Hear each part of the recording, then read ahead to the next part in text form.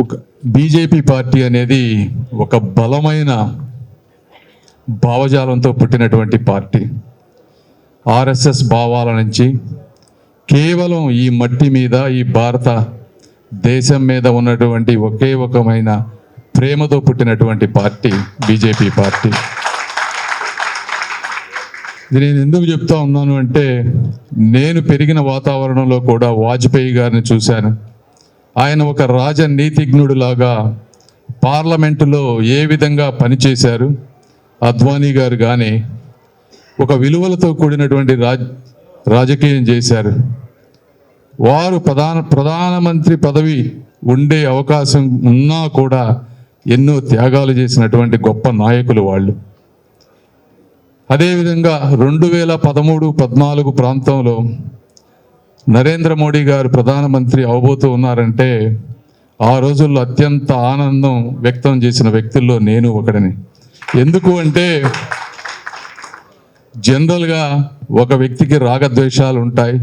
కుటుంబం ఉన్నప్పుడు కానీ, ఇంకొకటి ఉన్నప్పుడు కానీ కొన్ని బలహీనతలు ఉంటే ఉండొచ్చు.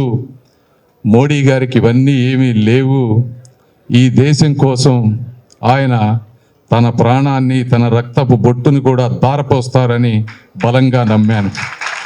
నేను అనుకున్న విధంగానే ఆయన ఈరోజు ఒక విప్లవాత్మకమైనటువంటి మార్పులు, అంటే గత ఇండిపెండెన్స్ వచ్చిన దగ్గర నుంచి లేనటువంటి మార్పులు ఒక్క 10 సంవత్సరాల్లో చేసి చూపించారు.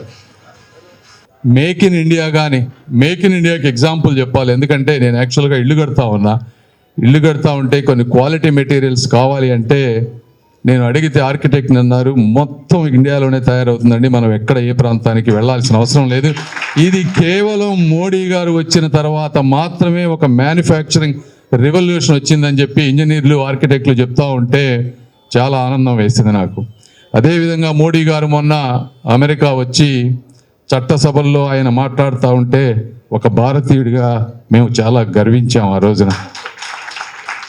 అదే విధమైనటువంటి భావజాలంతో తెలుగుదేశం పార్టీ కానీ, పవన్ కళ్యాణ్ గారు జనసేన కానీ ముందుకు తీసుకువెళ్తా ఉన్నారు ఈ రోజున.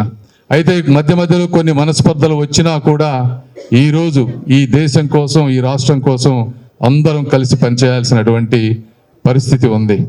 కాబట్టి అయితే నేను కొత్తవారిని ఇక్కడికి రాజకీయాలకు, ముఖ్యంగా గుంటూరు ప్రాంతానికి. మాధవి గారు కూడా కొత్తవారు. మాకు ఈ సిస్టంలో, మా పార్టీల్లో ఉన్నటువంటి, ఎందుకంటే ఈ ఈస్ట్ వెస్ట్ చూసుకుంటే చాలామంది ఆశావహులు ఉన్నారు, చాలామందికి టికెట్లు రాలేదు, చాలామంది బాధలో ఉన్నారు. వీళ్ళందరినీ సమన్వయం చేసుకుంటూ, కలుపుకుంటూ, జనసేనని సమన్వయం చేసుకుంటూ, కలుపుకుంటూ పోయే సమయంలో చిన్న పొరపాట్లు జరిగి ఉండవచ్చు, కొంతమందిని ఇన్వాల్వ్ చేసి ఉండకపోవచ్చు. అయితే ఈ సమావేశం జరుగుతుంది అంటే దాని ముఖ్య ఉద్దేశం మాకు అందరూ కావాలి, అందరం కలిసి ముందుకు వెళ్ళాలనేటువంటి ఒకే ఒక ఉద్దేశంతో మేము ఇవి చేస్తున్నామని మీరు అందరూ మనస్ఫూర్తిగా అర్థం చేసుకుంటారని నేను కోరుకుంటా ఉన్నాను. మీరు మీ లిస్టు, మీ కార్యకర్తలు ఎవరైతే మంచి వాళ్ళు ఉన్నారో, లేకపోతే నాయకులు ఉన్నారో వాళ్ళందరి పేర్లు ఇవ్వండి. మాకు ఒక మెకానిజం ఉంది, సోషల్ మీడియా గ్రూప్స్.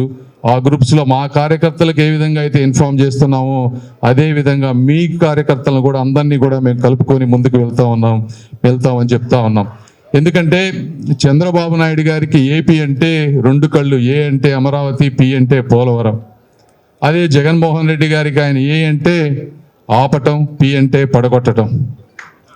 కాబట్టి ఈ రాష్ట్రంలో అమరావతి కట్టాలన్నా, అభివృద్ధి చెందాలన్నా, పోలవరం పూర్తి కావాలన్నా, రోడ్లు బాగుపడాలన్నా, నిరుద్యోగులకు ఉద్యోగులు కావాలన్నా ఈరోజు Bharatiya Janata party, central government సహకారం లేకుండా ఏమీ చేయలేమని నేను తెలియజేసుకుంటా ఉన్నాను. అదేవిధంగా మీరు ఇందాక అన్నారు మాకు 8.8% ఓట్స్ ఉన్నాయని చెప్పి మమ్మల్ని చులకన చేస్తున్నారు అని. నా ఓటుకు వస్తే ఇది 0.8, 0.3, 5% అనేది కాదు సంబంధించినది. భారతీయ జనతా పార్టీ కానీ, మోడీ గారు కానీ తలుచుకుంటే అది 0.8 అలా 80% అయ్యేటువంటి సత్తా ఉన్నటువంటి పార్టీ. ఆ విలువ తెలిసిన వ్యక్తులం. ఒక కొండని డైమండ్ పెట్టి పేలిస్తే ఎలా బద్దలవుతుందో మీ 0.8%కి అంత శక్తి ఉంది అని నేను తెలియజేసుకుంటాను. కాబట్టి మేము ఏ విధంగానూ మిమ్మల్ని తక్కువ చేస్తున్నాం అనేటువంటి భావన మీరు ఉంచుకోవద్దు. అలాంటి వ్యక్తులం మేము కాదు అని మేము తెలియజేసుకుంటా ఉన్నా. ఏదేమైనప్పటికీ మనందరం కలిసి ముందుకు వెళ్దాం. మీరందరూ కూడా మా తెలుగుదేశం పార్టీ కార్యకర్తలుగా మేము భావిస్తాం. ఇప్పుడే కాదు, ఎలక్షన్స్ అయిపోయిన తర్వాత కూడా మీరందరూ ఏ రోజైనా మా దగ్గరికి రావచ్చు.